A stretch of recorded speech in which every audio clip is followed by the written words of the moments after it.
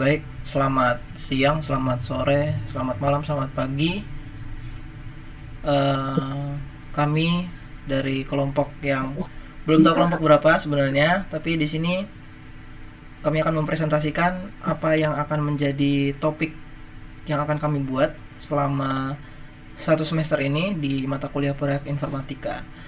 Perkenalkan, saya Ben Rico dengan NIM 159, ada Briefly dengan NIM 150 dan Jordi dengan NIM 134. Di sini ya topik yang kami pilih adalah sistem booking layanan desa berbasis web.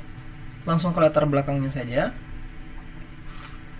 Jadi selama ini kan warga yang mau mengurus surat itu KTP atau KK atau akta, terus ada surat domisili dan lain-lain juga itu kan harus langsung datang ke kantor desanya, terus mereka harus antri lagi sambil menunggu lagi, dan tidak jarang juga yang harus bolak-balik karena belum selesai atau belum belum pasti jadwalnya. Nah, maka dari itu kami bertiga berangkat juga dari pengalaman kami, sehingga kami berpikir untuk mencoba membuat sebuah sistem untuk booking layanan, sehingga ini mempermudah para warga dan mempermudah perangkat desa juga sebenarnya untuk mendata eh, layanan-layanan yang akan dilaksanakan begitu. Dan ini juga bisa membantu warga untuk, bukan bisa membantu, ya bisa membantu warga untuk lebih efektif lagi, sehingga tidak bolak-balik kalau misalnya rumahnya jauh dari kantor desa, kan kasihan juga begitu. Mungkin lanjut ke tujuan aja langsung. Oke, jadi tujuannya itu ada 6. Nah, yang pertama itu mempermudah warga dalam mengurus layanan administrasi desa. Seperti yang sudah disinggung Riko tadi itu, yang dimana itu warga tidak perlu antri lama di kantor desa, atau mungkin juga warganya itu jauh dari kantor desanya, tempat tinggalnya. Nah, jadi dia bisa booking jadwalnya itu secara online. Nah, lalu yang kedua itu ada meningkatkan efisiensi kerja aparatur desa.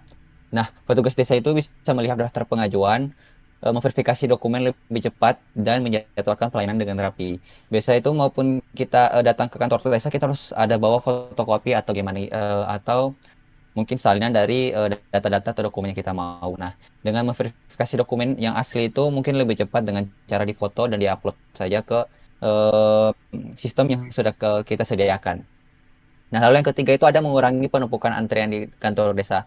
Nah, pengalaman dari kita bertiga, dengan adanya sistem booking ini, kedatangan warga itu lebih bisa diatur, lalu sesuai slot waktu yang tersedia. Nah, ini jadi mengurangi padat atau mungkin rame-rame yang mungkin keramaian di kantor desa karena harus datang dan harus mengambil antrian secara terburu-buru atau mungkin saling-saling cepat-cepatan gitu. Nah, kita mengurangi hal tersebut. Nah, lalu yang keempat itu ada menyediakan transparansi proses pelayanan. Nah, warga itu bisa memantau status pengajuan, yang dimana ada menunggu proses, lalu menunggu diproses, selesai atau ditolak. Nah, tanpa harus datang langsung dalam pengecekannya. Lalu yang kelima itu ada mendukung digitalisasi pelayanan publik desa. Nah, sejalan dengan program pemerintah untuk memperluas layanan berbasis teknologi informasi, seperti tema yang kita habis itu yang membahas digitalisasi Indonesiaku, kalau enggak teknologi Indonesiaku kalau enggak salah ya. Nah, lalu yang keenam itu ada kan akurasi data administrasi desa. Nah, semua pengajuan itu tercatat dalam database sehingga mudah dibuat laporannya dan rekap bulanan atau rekap tahunannya. Oke.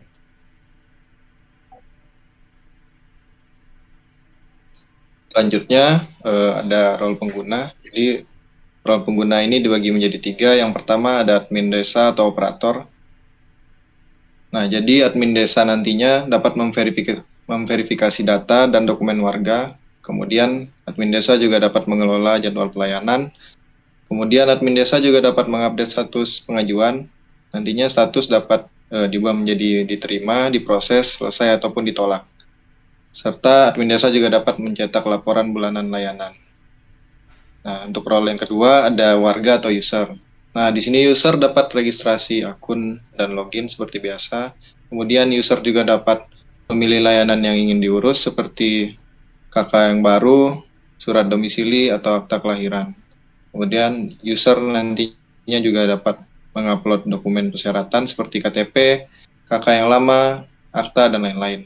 Kemudian user juga dapat memilih jadwal pelayanan yang ingin diambil. Kemudian user juga dapat memantau status pengajuan, di mana nantinya status bisa dilihat sudah diterima ataupun ditolak.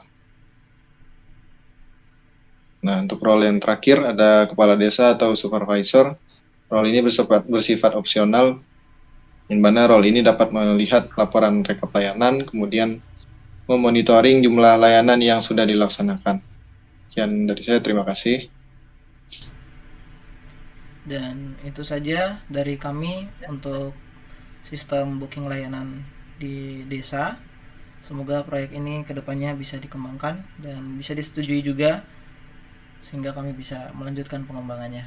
Sekian dari kami, terima kasih.